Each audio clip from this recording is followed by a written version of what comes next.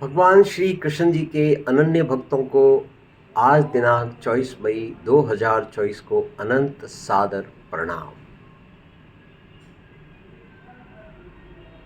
भक्तजनों, जिसमें मैं भी आपके साथ शामिल हूँ, हमारे लिए महानतम रहस्य आज श्लोक 15 अध्याय 2 में सामने आया है।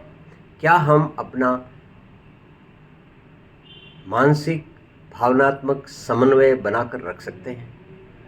अधिक दुख मिलने पर भी दुखी नहीं होना और अधिक सुख मिलने पर भी उसका अहंकार नहीं होना, यही हमारा जीवन का लक्ष्य है और यही हमें मोक्ष प्राप्त करेगा। तो श्लोक जो 15 है वो श्लोक 14 के उदाहरण के साथ आगे स्पष्ट किया गया है। तो आओ आज हम अपनी ज्ञान गंगा की यात्रा भक्तिमय तरीके से शुरू करें। ओम नमो भगवते वासुदेवाय नमः।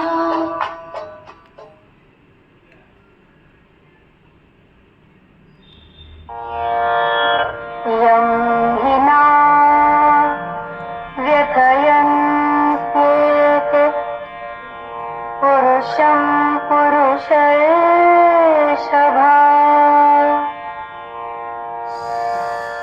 समदुःखसुखं धीरम्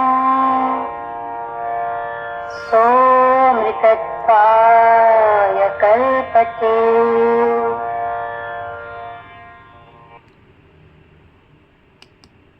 यम ही न व्यथयन्ति एते पुरुषं पुरुषर्षभः सम दुःखं सुखं धीरं सह अमृतत्वाय कल्पते।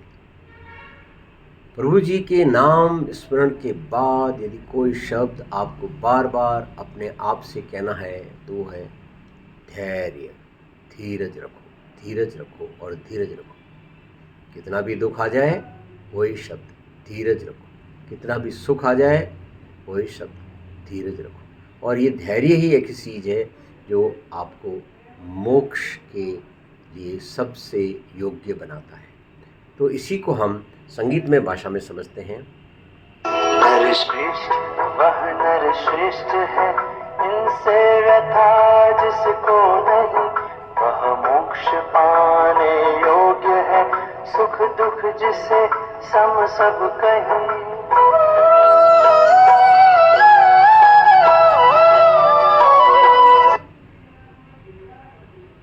हिंदी।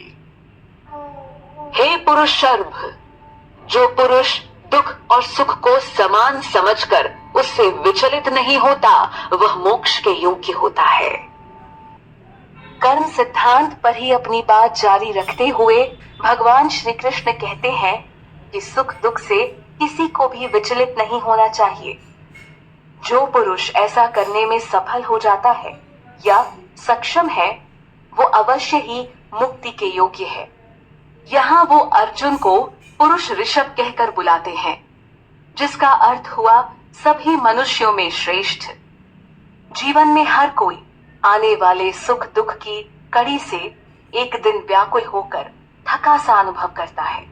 वो कोई तीसरा रास्ता चाहता है। भगवान यही रास्ता तो हमें बता रहे हैं कि सुख दुख में से किसी को भी गंभीरता से ना लेकर दोनों में संभाव बनाकर रखा जाए।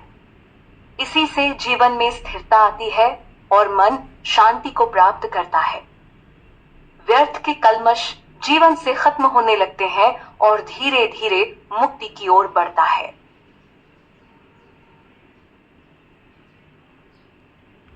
ಕನ್ನಡ.